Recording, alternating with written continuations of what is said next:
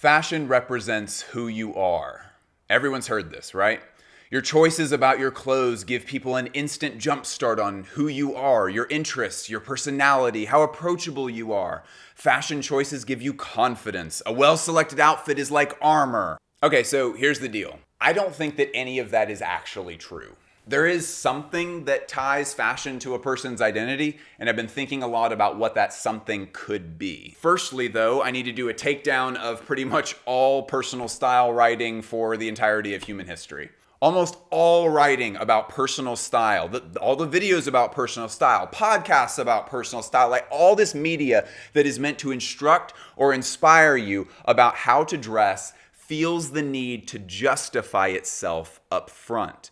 They'll talk about how first impressions are very important. You should dress for the job that you want. And most importantly, almost all style writing encourages you that you should be showing your identity to others. You should let your inner self show on the outside through the choices of clothes that you make. Okay, bold claim time. That's never really happening. I mean, identities are incredibly complex, and you cannot express an identity just through the outfit that you're wearing. I mean, like, you could tell someone about a political affiliation that you have, or you could tell them about an interest that you have. But even all these examples that I just gave you, these are only possible because of text on t-shirts. And I mean, this is not fashion. And plus, no statements like that are showing your identity. Like, no person, regardless of how much you like cats, no human being would say that this shirt is all that someone would need to know just to, get familiar with Jennifer. I just really heart cats. And beyond that, writing on t-shirts has just become visual noise of the modern world. Nobody reads this shit. It's possible here that I am not digging deep enough, so let's talk about some more nuanced fashion examples for expressing your identity. I imagine that most people watching this are folks who, like me, have spent years of their life trying to figure out how to source secondhand designer clothes so that they can better express themselves. Or for those who are clearer of mind and purer of heart, they have spent years of their life sourcing secondhand designer clothes so that they can look dope. I'm just trying to look dope. I'm just trying to get these tweets out and look dope. So designer clothes offer a different promise, right? That if you get deeply invested in them and if you spend money on them, then you get much more precise tools for self-expression. No more painting with the broad brushes of J. Crew, Uniqlo, and The Gap. Now you can wear a bear pelt. You can reference extremely specific bands that no one has heard of, not even you. You can even be an adult human wearing doll clothes. And that's not a joke, by the way. That's like Simone Rocha's whole thing. It's actually pretty cool. But now with designer clothes, your true identity can finally shine through. As on the inside, so it shall be on the outside. But this isn't really true either. While I can't say for certain what other people are thinking, I really don't think there's a lot of nuance that goes into people's internal reactions to our extremely well thought out fits. Like, for example, my tailor. I love my tailor. My tailor has seen me in most of the designer clothes that I deeply, deeply care about because she's tailored them. If any of my acquaintances should have a deep, nuanced understanding of the way I'm expressing my identity through my clothes, it should be my tailor. And you know what she said about my style one time? I'll quote her. Hang on. Quote, "Yeah, you dress like a cool guy. Like a weird, cool guy." End quote. This is my theory. The vast majority of folks are dressing for a function of some kind. Even most fashion people. It's just function, meeting a goal. I'm new at a school and I want to date someone. My family doesn't respect what I do for a living. I need to show them that I am worthy of respect. I weld stuff all day. I would like to not get burned while I'm welding. And of course, there's always the classic. I am very, very, very, very, very, very rich. It's just that for most people, their sartorial choices are just a combination of short-term desires and practical functionality. But there is another relationship that some people sometimes have with their clothes, and it is not universal at all. I'm actually really glad that we're talking about this now, that we're getting into the real meat of this now, because based on YouTube drop-off statistics, all the real fashion heads are the only ones who are left watching at this point. So, hey y'all, you ready to really get into this? There's a rare event that can happen between you and fashion, and it has a lot more to do with art than just clothes. The abilities and uses for art are unending, but one thing that almost every person has experienced is art helping you to feel less alone. Like, it's such a strange thing. Someone who's laying in bed, alone in the dark, feeling themselves very alone, listening to a song, and in the song, the artist is talking about feeling unlovable. And the song doesn't have any moral of the story at the end. It doesn't have any advice if you're feeling the same way. But this person who's laying in bed with the lights out, depressed, might start crying to this song. And I don't think that crying is because they're empathizing so hard with the artist and their words. And I don't think it's because they're being made to feel more sorry for themselves. I think it's because when you feel unlovable or when you feel alone, you feel like you're the only one experiencing that thing. And when you find a piece of art that communicates the exact things that you're feeling, that makes you feel less alone. You feel connected to the artist. I think one of the primary reasons that we connect so strongly with art is because it makes us feel understood. In art criticism, this phenomenon of feeling understood and therefore connected to an artist, that's referred to as the shock of the recognition. And it's a very, very powerful emotion, usually one that's so powerful that you can feel it in your body. So fashion is unlike any art form because of the specific way in which the shock of the recognition happens. So like when you own a garment and when you wear it all the time, it becomes part of you in this weird way, right? Like, for anyone who doesn't believe me, next time you're eating dinner with your entire family, go to your brother and ask him if you can borrow one of his shirts, and make sure it's a shirt that he wears just all the time.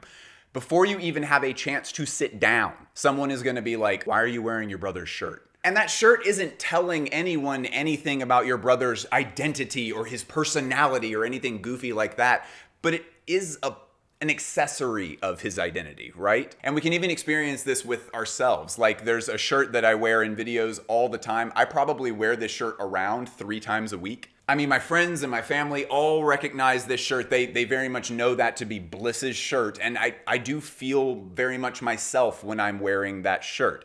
It's a part of me. And it's not like an important part of me, but it is definitely there. What often happens with art is that you look at a painting, you watch a movie, you listen to a song, and you think, oh, they're just like me. That's the shock of recognition, right? But with fashion, we buy a garment. Usually, I mean, for the people for whom this is a hobby, you're spending a lot on the garment.